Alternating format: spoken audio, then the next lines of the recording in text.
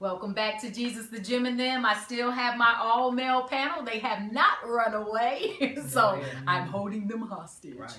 Right. Yeah. Okay.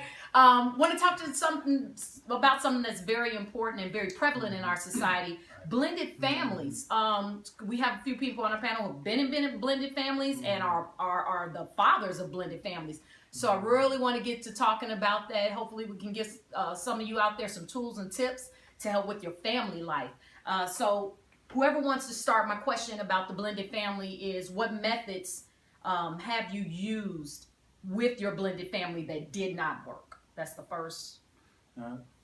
For me was messages. If my daughter's mom told me something, I would relay it to my wife, and I might have told her it, but it may not have came out the way it should have came out. You know, it's honest, but it just didn't come out that way. And for a long time, it wasn't working. It was just bumping heads, and we just kept bumping heads about everything. So then my wife's like, you know what? Let me call and get the information. I was like, oh boy. I stopped, but it actually was better. In the end, it just worked out. It was cool. And then I pretty much knew everything anyway, but when she got it, and she's hearing it from this person, which made it much better, a woman, what I mean? You hearing it from another woman, you hearing it from me, you might feel I'm not giving you just the details as much as you need. So when she called her and they spoke, it's good. Well, that's a great thing. They were able to speak. That's awesome. I don't know how you made that happen. That was the Lord. He's a miracle worker. There you go. Amen. All right, Ty, how about you? I think in our household it was probably a little bit more different because we didn't actually speak, and it's because a lot of times you try to come up with your own rules that probably will work for your house. But then those rules just generally don't work, right? So then you have to go by the rules of downtown, the court system, what their rules are and how it should work, just to kind of keep some sense of peace. Yeah. But in essence, blended families it's just so hard. It's no book or manual because it just does not work. It doesn't work in the sense of where you're just going to have this smooth transition and everybody's going to be happy and running around like we were just one big family. It just don't work that way. So for us, it wasn't I can't say it's a whole lot that has worked. We've tried different things, and we've kind of just went with certain flows. For myself, I've been a young father. I think I was 19, 20 years old, and then meet my wife 5 years later. I didn't know what she was getting into or myself was getting into. That's a good point. And in the framework of a blended family, you just don't know. It's nothing, like I said, you read up on that says that this is how you do it, because there's nothing out there that's just going to fit that, because God was strategic in family when it was supposed to be the man and the woman, and their kids, not somebody else coming in. Because the one thing I had to remind the other party is that I'm only married to one woman. I'm not married to two women. So that means I can't come over at 9 o'clock at night when I get off work to deal with my son. Because so there has to be boundaries. I guess a lot of that, what I would say that helped out is that we had boundaries. So that is a method that works. That's a method that works. So if there's a young man and he's interested in pursuing a woman, and say for instance she does have a child or vice versa, is one of the tips you guys would get them is to try to already set those boundaries up. Set the boundaries off the top. Boundaries like around what items? No phone calls when the child is with me after 8 o'clock. Right. You're trying to call and check on them at 10 o'clock at night. That's just, to me, that's disrespectful to my wife and to the house. No, and neither do I do that. As far as so, that's just one boundary that we have set with that. Don't expect me to jump when you call. Yeah.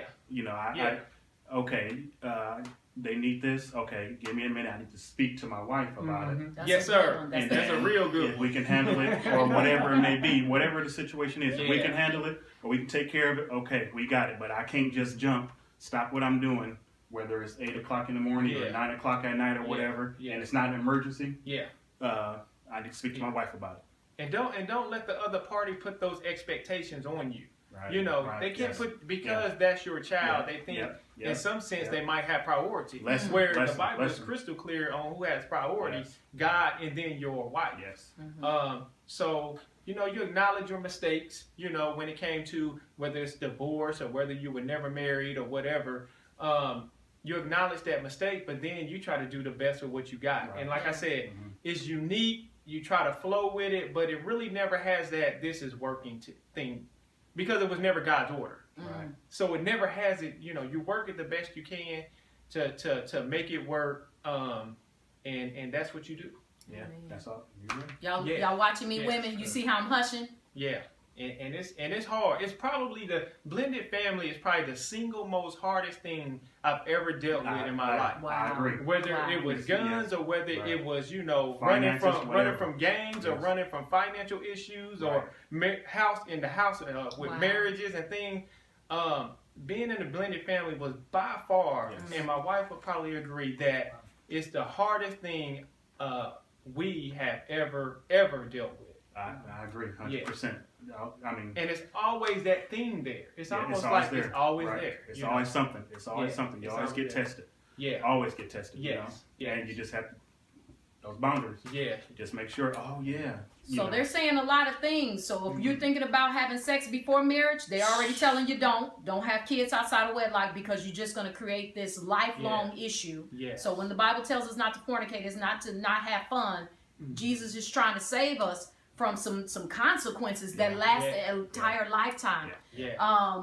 But they've given you some methods, something else that, you know, just sitting here listening. If you know you're going into a situation like this, go talk to people who have already been there Yeah. or Yeah. are living it. Yeah.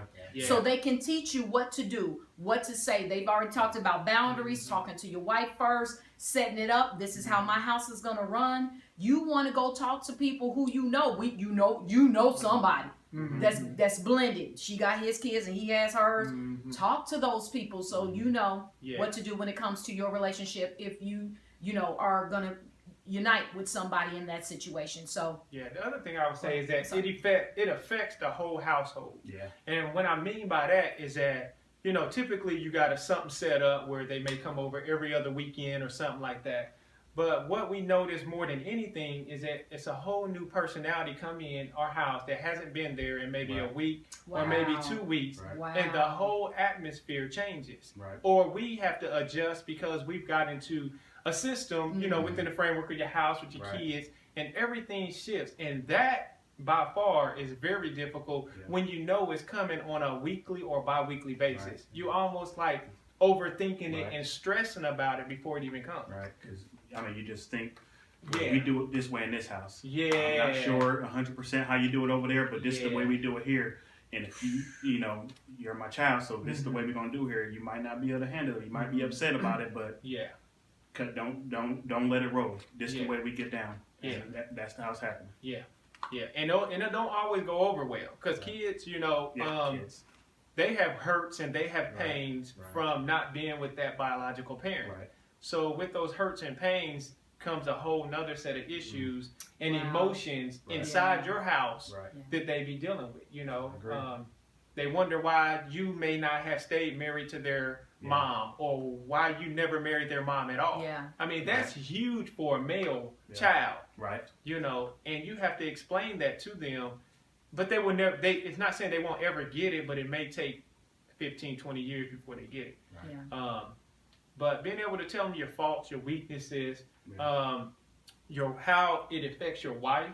You know, my wife had no kids. I come in with a kid, and it impacted. She didn't know, and I myself didn't know, but it hugely affected her emotionally. You know, as well. Mhm. You know, and that's something like she would tell me. You know, I need somebody to talk to help me deal with this because I don't process know how. that. Yeah. Yeah. So That's real good. All right. Y'all heard it. It got real sober in here. Ooh, I can feel it. Anyways, this is Jesus, the Gym and Them, and I am Joy Edwards, just giving you a little drop about blended families. Thank you so much, Lambs, for tuning in. Bye-bye.